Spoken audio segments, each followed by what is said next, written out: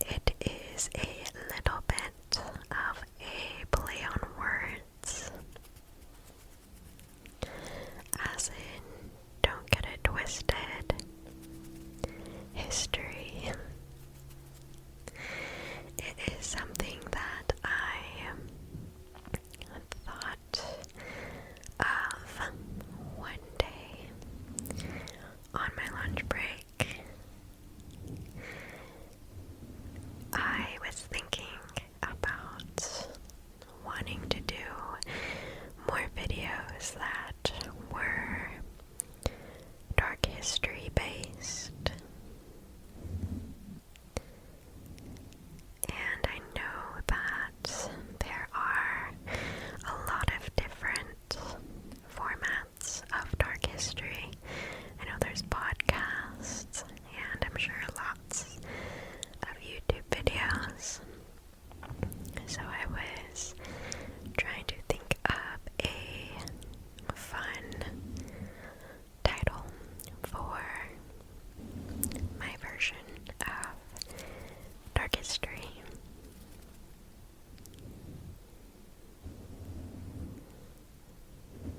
Hopefully you all are as excited as I am for this new theme.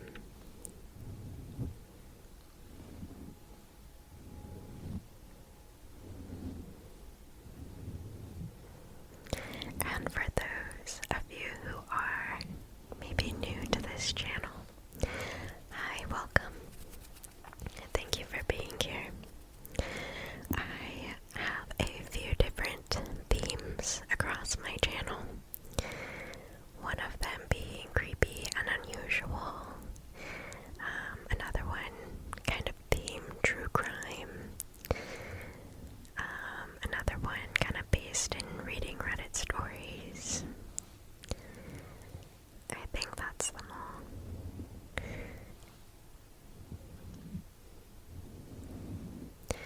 So, I thought I would start the new year, the first video of this year, with something new. So, I don't know if you all do resolutions, if that's still a thing, or I know, me personally, I pick a word for the year. I've been doing that for, I think, close to 10 years now. And this year, my word is persevere. And kind of a motto to match that, something I will be repeating to myself a lot, is to persevere past any discomfort that I feel. Meaning, I want to try to push myself out of my comfort zone in a way that feels safe for me, of course. And part of that includes this channel. Trying new themes, trying new videos that I haven't ever done before. I really want to incorporate more videos surrounding wellness and mental health, given that that is my job. So, speaking of my job, to segue back into the video for today, the first video for this theme, I picked a theme for the theme, an idea for the theme. I picked it because, well, first let me tell you, I picked psychological, unethical, psychological experiments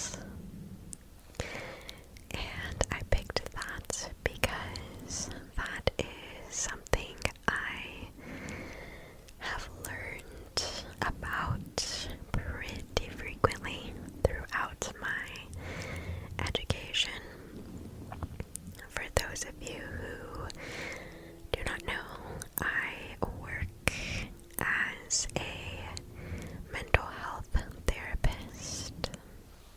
So I provide therapy to all age groups, to families, adults, children. So I've learned a lot about what has gone wrong in the field, and that includes research.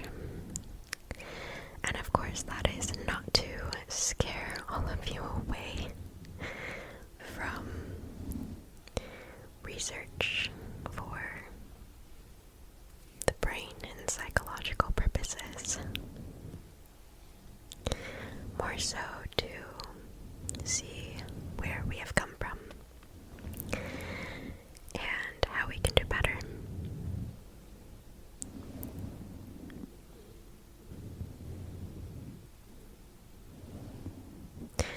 All that to say, I'm very excited to share this with you all. And oh, and last thing I actually wanted to try starting is to do a little bit of a show and tell before the start of the videos, maybe at the end as well. I know this intro is already very long. I will put a timestamp for those of you who just want to get to the video. So, my first little item here that I have for show and tell is something that I audibly gasped when I saw it. I had finished my shopping already, and I walked outside, and I saw it, and picked it up, and went right back inside to pay. And I have here a very little, if you can see it, it's probably very shiny under these lights. It is a little plant in a disco ball holder. I am a lover of all things disco, all things retro from the 70s and the 60s. And I knew I had to have it. Add to my disco ball collection of things that are disco ball inspired.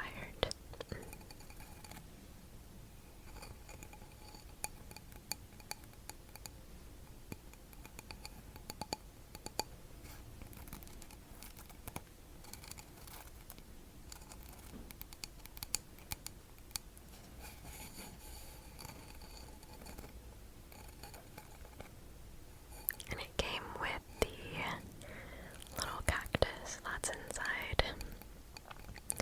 I'm not too sure how this one grows. I know some of them kind of grow a little strange, and you can't really tell when they are really small. So I picked one that I have never had before.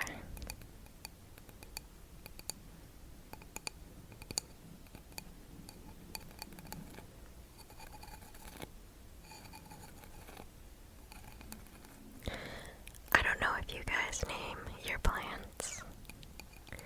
I usually do. I like to personify things, but I haven't picked a name yet, so if you have any ideas, let me know.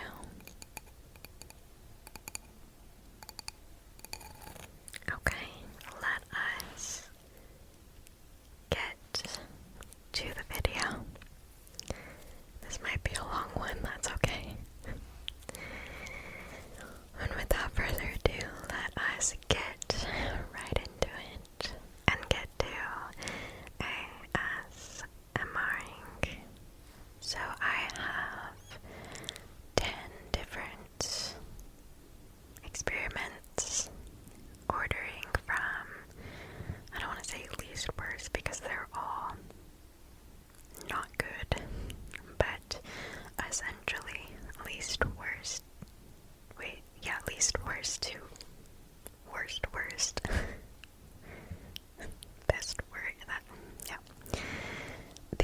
first one is called, or was called, the Robbers Cave Experiment. And this one occurred in 1954. So it says here, and I'm reading off of a website kind of summarizing it. This one kind of gave a good example of why informed consent, letting people know that they are partaking in a research experiment, is important.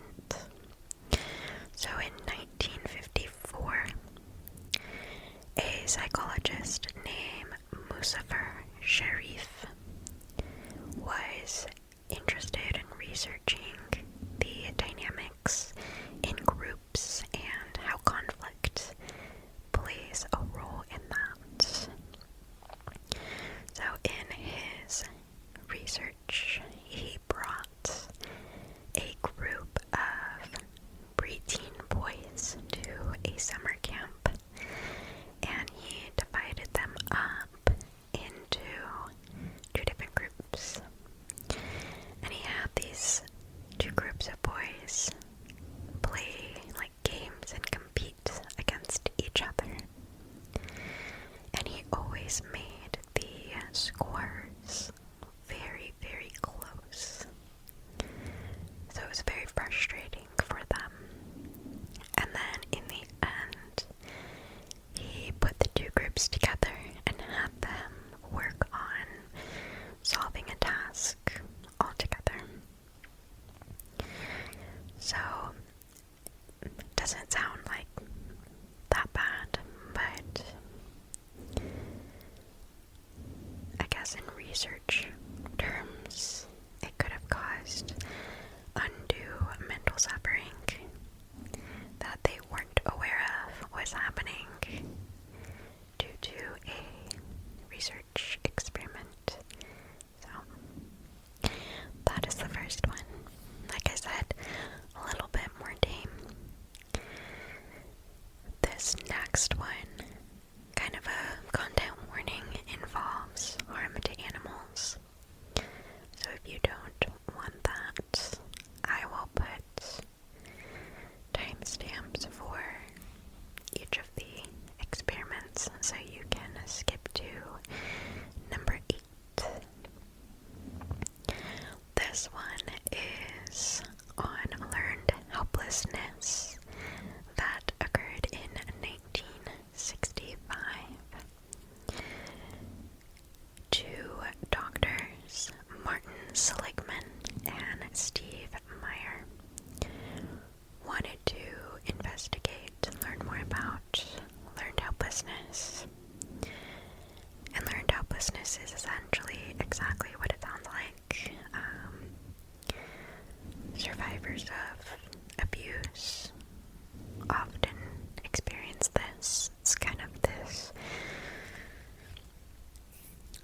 phenomenon, mental processing, where we feel like we can't help ourselves, like we're helpless. And we get that way because we learn that our efforts are essentially futile. So, this one involved having 3 sets of dogs. One group was the control, and nothing happened to them. The second group received electric shocks, but they were able to stop the shocks when they pushed on a lever. And the last group of dogs received the shocks, but when they pushed on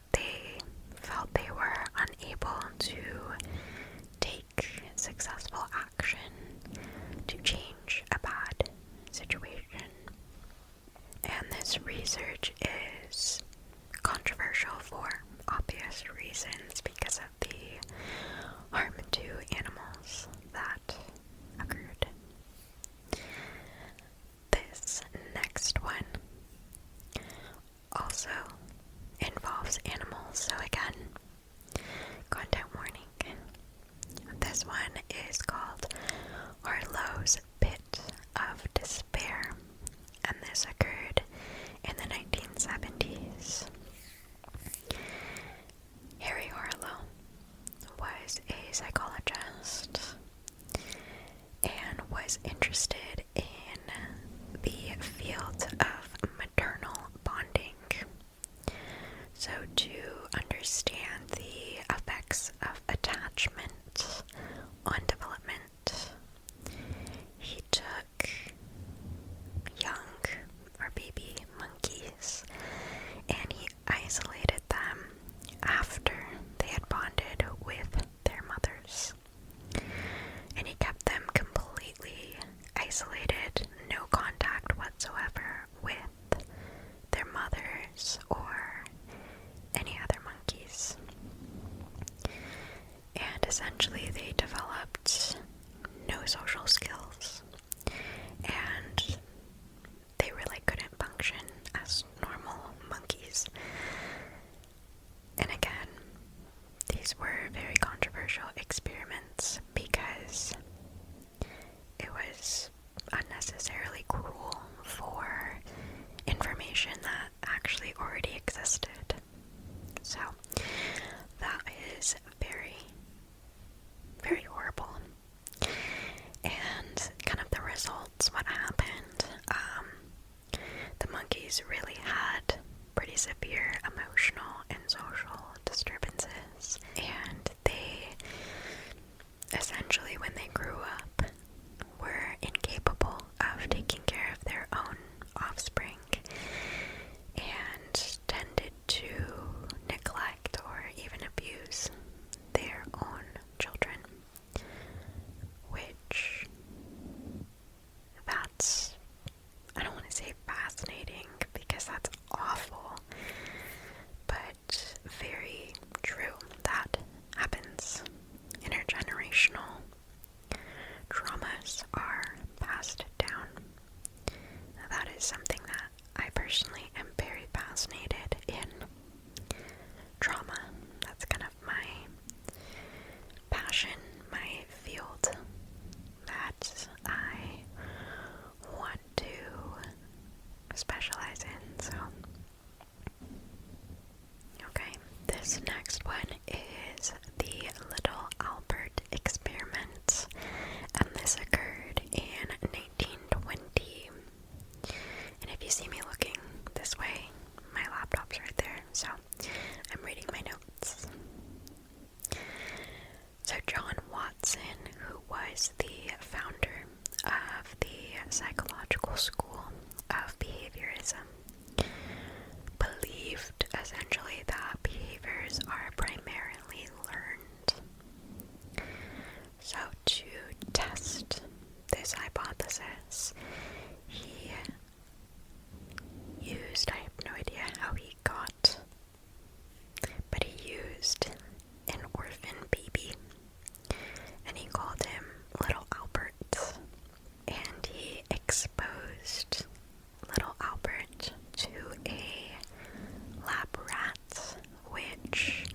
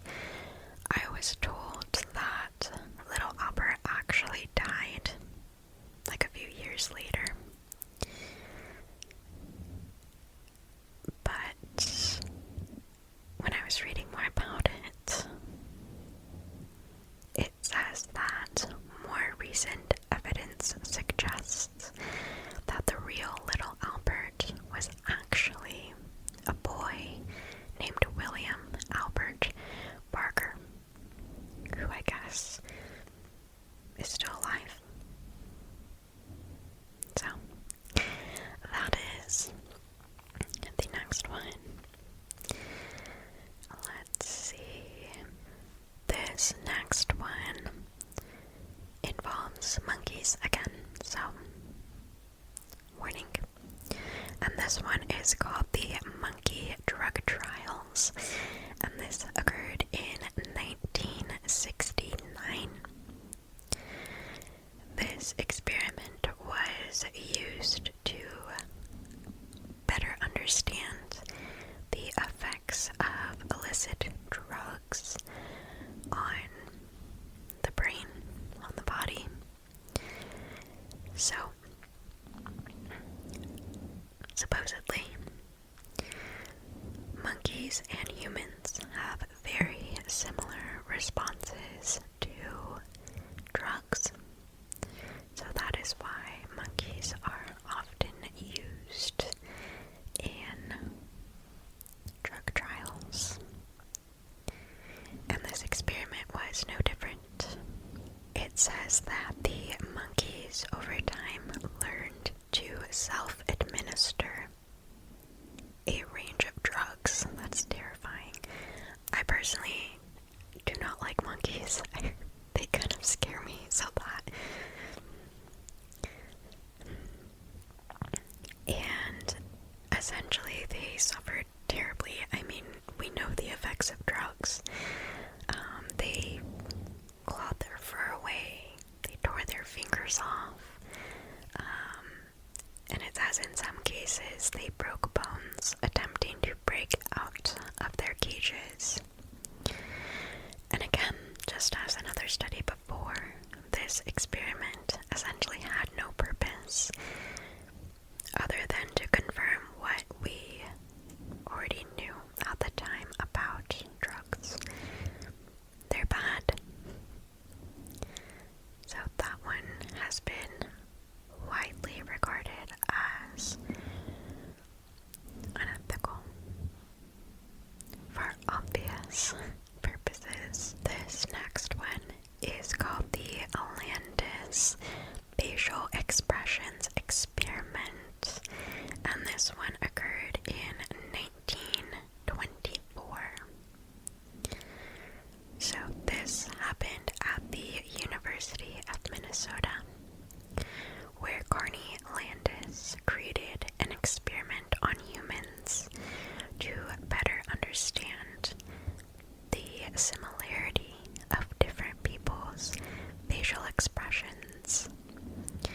So he basically wanted to determine if people displayed similar or different facial expressions while experiencing common emotions.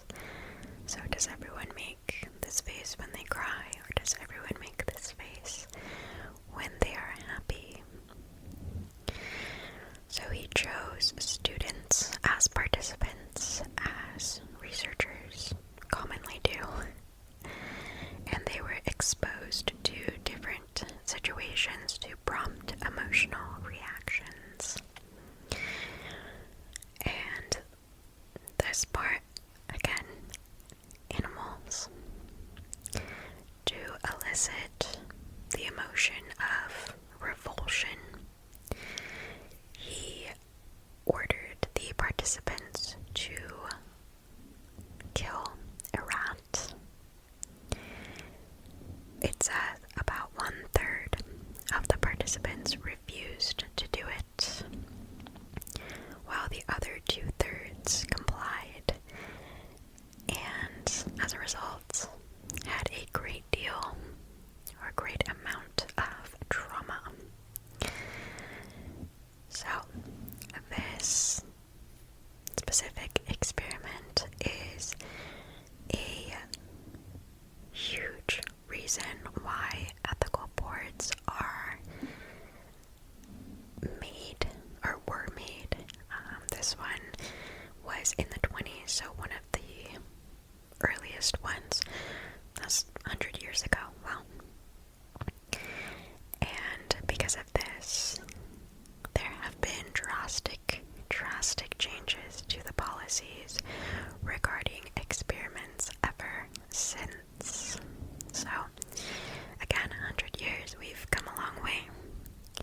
we still have a long way to go when it comes to the field of psychology and mental health.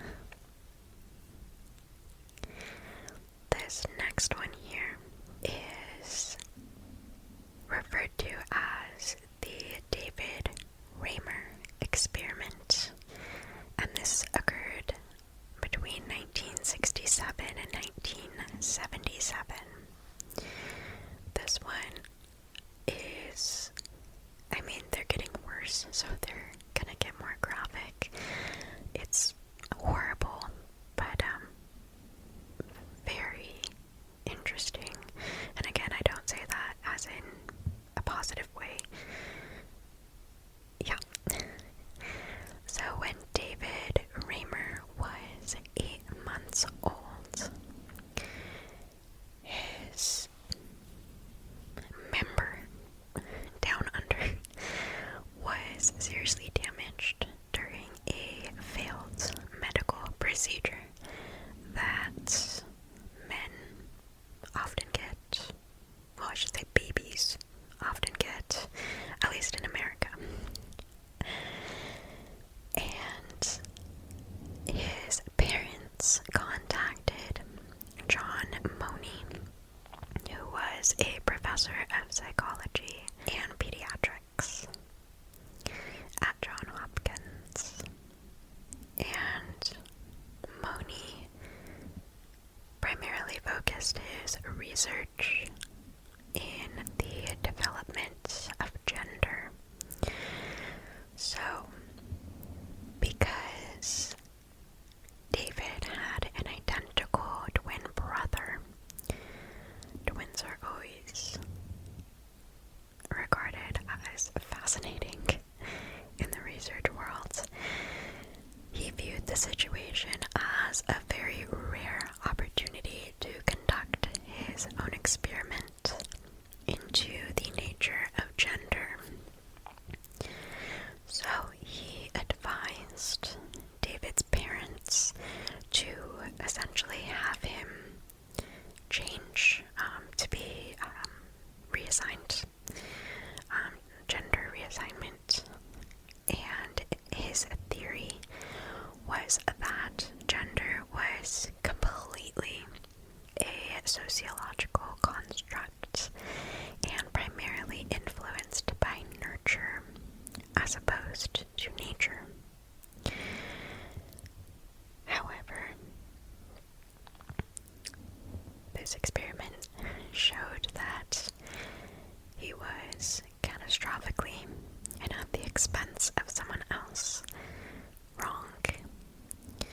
So Raymer essentially never identified as female and developed strong psychological attachment to being a male.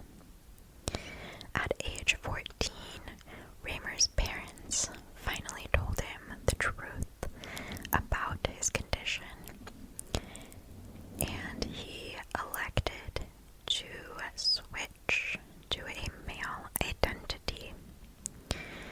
And although he later had surgery to correct the initial reassignment, he suffered from profound depression related to his sex and gender issues. And sadly, very tragically, he did take his own life in 2004. So, Money's desire to test his very controversial experiment on humans without their consent cost someone their life. Now, although, and this might be a little controversial, I don't know, maybe an open discussion, this just kind of came to my mind. What I found fascinating about that was the damaging psychological effects that David experienced because of the fact that who the world was telling him he was was different than who he felt inside. And to me, that speaks a lot about how hard the transgender experience can be. I don't know. That just came into my mind. Yeah, okay. Let's move on. We have two more here. This next one might be very familiar. It is the Milgram conformity experiment, and this occurred in 1961. So after the horrors of the Second World War, researcher Stanley Milgram wondered about how average citizens can act and can commit such atrocities as were committed in Germany during the war. So he wanted to essentially understand how people, or how far people would go to carry out actions that might be detrimental to others. And Milgram wanted to determine how far people would go to carry out actions that might be detrimental to others if they were ordered or encouraged to do so by someone in an authority position. So his experiment really showed the tension between the obedience to orders and our personal conscience. So in each experiment, Milgram designated 3 people as either a teacher, a learner, or the experimenter.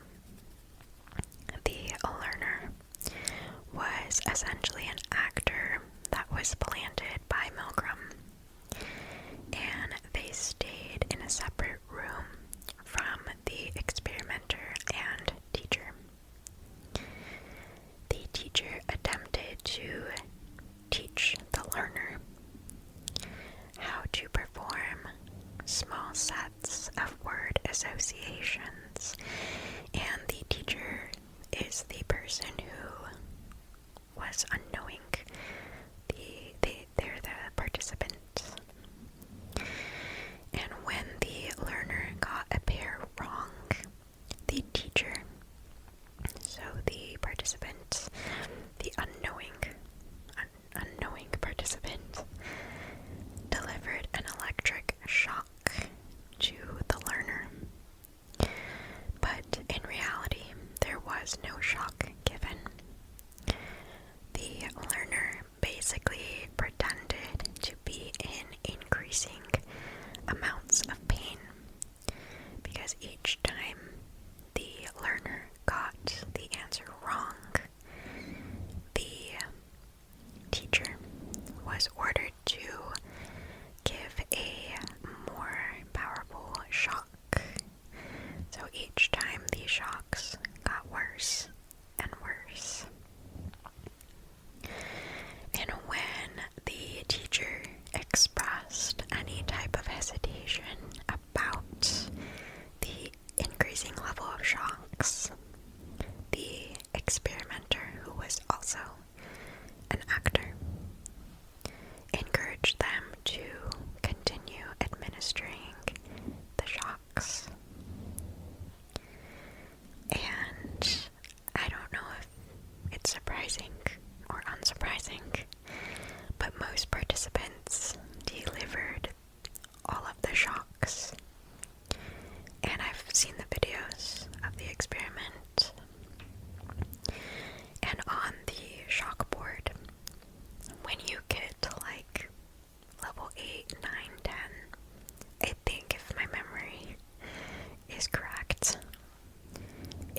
was on there in like bold letters, like lethal amounts, like danger. It's like very clear that this could seriously harm someone. So they were aware. And most people still administered all of the shocks, even when the planted learner was crying out in pain, begging for them to stop. And in some instances, the learner would mention that they have a heart condition and that they needed to stop. And people kept going. So because of this, a lot of the test subjects, the teachers, experienced psychological distress, which is a huge focus of review boards now, to ensure that research does not cause undue stress to the participants. And the Milgram conformity experiment has become very well known, kind of the example for well-intentioned experiments that have gone horribly wrong. Now, the monster study is a prime example of how unethical psychological experiments can really change the world. So, Wendell Johnson, who was a psychologist at the University of Iowa, conducted an experiment about stuttering on 22 orphans, which in itself is like red flags, because that is a at-risk population. So it says his graduate student, Mary Tudor, who actually is known for other experiments as well, did the experimenting while Johnson supervised her work. So she essentially divided the 22 orphans into two groups, and each group was a mixture of children with and without speech problems. So one group received encouragement and positive feedback, and the other group was ridiculed for any speech problems that they exhibited. And this also included non-existent problems, so kids who didn't even have speech problems were ridiculed for things that weren't even there. So children who were ridiculed naturally made no progress in their speech, and some of the kids who didn't even have speech problems went on to develop these same speech problems. So this study lasted for 6 months and did cause a lot of psychological harm to the children. And it says that the study caused so much harm that some of the former students secured a monetary award from the University of Iowa in 2007, and this occurred in 1939.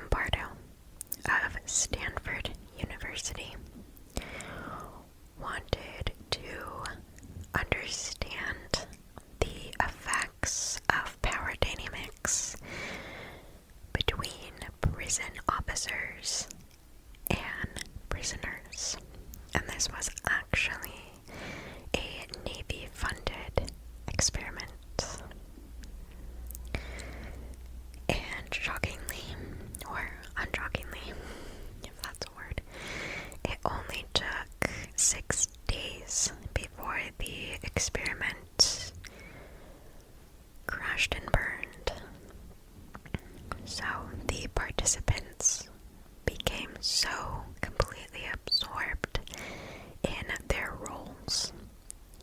So much so that the officers and the people were assigned just completely random to, like, you're an officer, you're a prisoner. The officers began psychologically torturing the prisoners, and the prisoners started to become very aggressive toward the officers. The prisoners fought the guards and refused to comply with requests. And by the second day, prisoners refused to obey the guards, and the guards started threatening the prisoners with violence, which was far over the instructions that they received as part of the experiment. And by the sixth day, the guards were harassing the prisoners physically and mentally, and some had even at that point harmed the prisoners.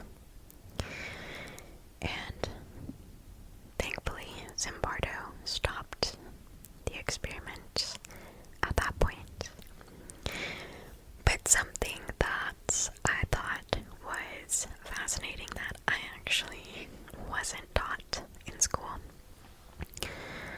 was that, well, first, the experiment was supposed to last 2 full weeks, and the prisoners, after only 6 days, were starting to display signs of anxiety and emotional distress. And this is the part that I didn't know. It wasn't until a graduate student who was Zimbardo's future wife, her name was Christina Maslach. She visited the prison, and it became clear to her that the situation had gone completely out of control. And she was